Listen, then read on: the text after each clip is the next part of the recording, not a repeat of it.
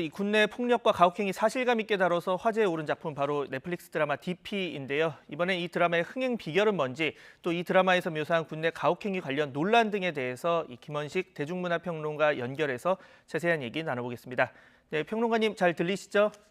네, 잘 들립니다. 네, 안녕하세요. 네, 자, 이 군 안녕하십니까. 내부 부조리 등을 집중적으로 다룬 그동안 영화나 이런 것들이 있긴 했는데 상대적으로 마이너 장르였다고 생각이 됩니다. 배우 하정우 씨가 예전에 주연을 했었던 용서받지 못한 자 같은 영화도 떠오르기도 하는데 이번 DP의 이 흥행 열풍이 거센 이유 뭐라고 보십니까?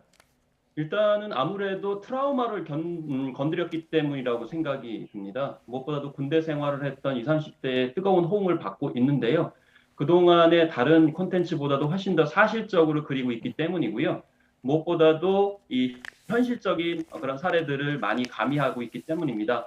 또 무엇보다도 인간적인 어떤 측면에서 왜 촬영을 할 수밖에 없었던가 그런 내부적인 어떤 사안에 대해서 접근을 하다 보니까 개인적인 어떤 측면이 아니고 군대 시스템 또 군대의 어떤 모순적인 측면들을 정면으로 다루고 있다는 것이죠. 특히 대중성 측면에서 봤을 때는 DP라고 하는 이 탈영경 체포조가 굉장히 색다른 소재이기 때문에 관심을 증폭하면서도 현실을 많이 가미를 해줬기 때문에 20, 30대의 열렬한 호응을 받고 있다고 볼 수가 있겠습니다. 네, 그러니까 군대를 소재로 했지만 실상은 사랑 이야기 또는 너무 이 군 생활 내부를 좀 훈훈하게 몰아가는 기존의 문법과 좀 다르게 현실을 직시한 부분, 이 부분이 좀 흥행 포인트다 이렇게 보면 될까요? 그렇습니다. 특히나 이 체포조 같은 경우에는 만화 원작과는 좀 달리 이병 신분에서 이제 탈영을 했던 동료 병사들을 체포하러 가는 과정들이 펼쳐지게 됩니다. 그래서 기존의 미생이 신입사원 또 인턴사원을 통해서 동시대의 어떤 직장인들의 애환을 건드려냈듯이 마찬가지로 이 드라마도 이병 관점에서 그 어려운 내무 생활을 통해서 극단적인 선택을 할 수밖에 없었던 병사들의 심리를 잘 드러내고 있기 때문에 이런 점들이 공감을 많이 얻고 있다고 볼 수가 있겠습니다. 그래서 그동안 군대 생활에 대해서 좀 양극단으로 너무 말랑하거나 너무 좀 심각하게 다뤘던 그런 측면에서 벗어나서 많은 젊은이 공감할 수 있는 인간적인 어떤 사연 그리고 가족주의까지 같이 포괄해내면서도 나아가서는 사랑 이야기까지 다 아우르고 있기 때문에 그런 종합 장르적인 특징들이 이 드라마 DP를 통해서 군대 생활 전체를 성찰하게끔 하는 그런 계기도 제공하고 있습니다. 네. 그러니까 과거 이 드라마 미생이 꼭 직장 생활 하지 않는 분들도 공감을 했듯이 지금 군대를 가지 그렇습니다. 않은 사람도 이게 일종의 조직 생활에 대한 이제 고찰과 문제점을 제기하는 거다 보니까 많이 공감들을 하고 있는데 자, 그러다 보니까 이 DP 열풍이 정치권에서 징병제, 인권 문제까지 다양하게 담론으로 번지고 있습니다. 이런 부분 좀 어떻게 저희가 해석을 해야 될까요?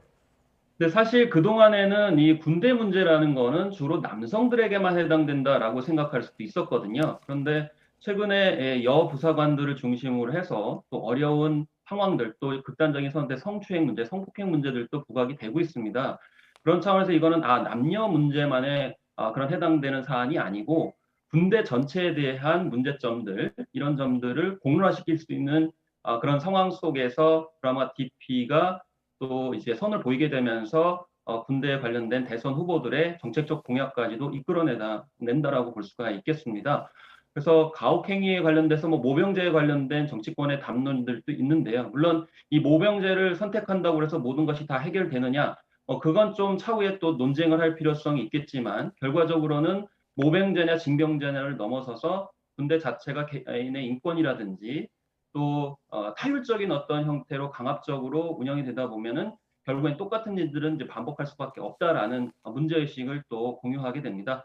그렇기 때문에 어쨌든 징병제나 모병제를 넘어서서 군 안에 병사들의 인권 문제들을 이제 해결하기 위한 그런 모종의 실제적인 정책적 대안으로 도출하는 것이 무엇보다도 중요한 시점이라고 볼 수가 있겠습니다. 네.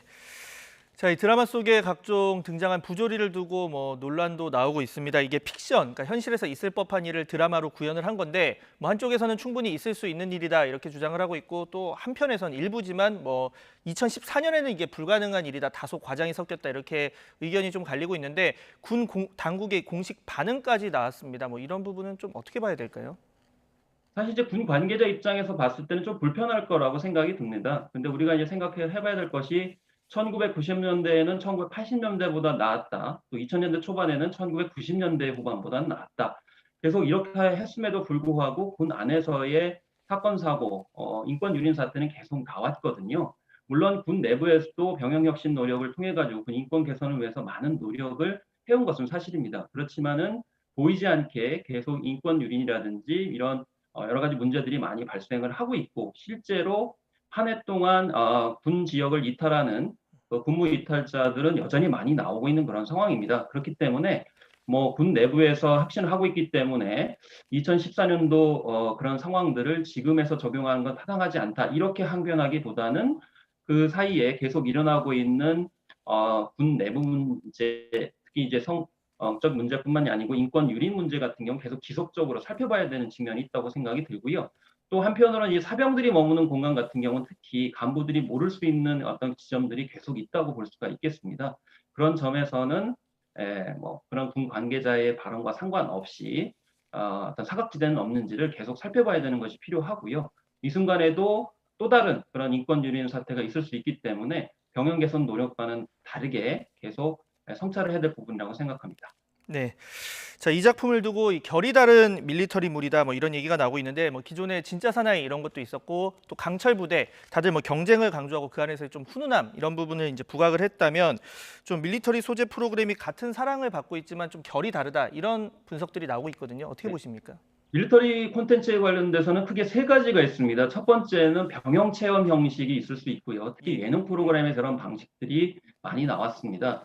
또 다른 한편으로는 이제 특수부대를 이제 약간 좀 우월시해서 다루는 그런 체험 형태가 있을 수 있겠고요. 또 다른 한 유형은 이제 군 내부만의 생활들을 다루지만 약간 추억의 어떤 측면에서 다루는 그런 콘텐츠들이 있었습니다. 그렇지만 이 DP라는 드라마처럼 군 내부에서 어떤 문제들이 있고 병사들이 왜 못 견디고 이탈하는가, 그리고 그들의 그런 행위들을 어떻게 바라봐야 되는가라는 걸 인간적인 관점에서 살펴본 콘텐츠는 그동안 없었습니다. 다만 이 작품이 완벽한 작품이냐라고 볼 때는 뭐 그렇지 않은 부분도 있습니다. 왜냐하면 문제 제기만 했을 뿐이고 또 어떤 대안적인 어떤 방안들, 앞으로 군이 어떻게 방향으로 가야 되는지에 대해서는 본격적으로 다루지 못한 그런 측면들이 있거든요. 그렇기 때문에 우리 군대가 어떤 방향으로 어떻게 운영돼야 되는지에 대해서는 앞으로 또 과제라고 볼 수가 있기 때문에 그런 면에서 뭐 이렇게 군대를 양극단으로 다룬 것보다는 현실의 바탕을 두고 다뤄야 된다라고 볼 수가 있겠고요. 다만 이 드라마를 볼 때 좀 주의해야 될 점이 있습니다. 이 작품도 다큐가 아니기 때문에 몇몇 극단적인 사례를 가지고 극화를 하는 측면이 있습니다. 물론 작가가 자신들의 경험을 녹여냈다고는 하지만은 이건 드라마이기 때문에 그런 면에서 현실적인 그런 개선을 위한 노력들 이런 것들을 어떻게 반영해야 될 것인가 이런 고민들도 앞으로는 이런 밀리터리 콘텐츠에서 적극 반영할 필요성이 있겠다라고 볼 수가 있겠습니다. 네.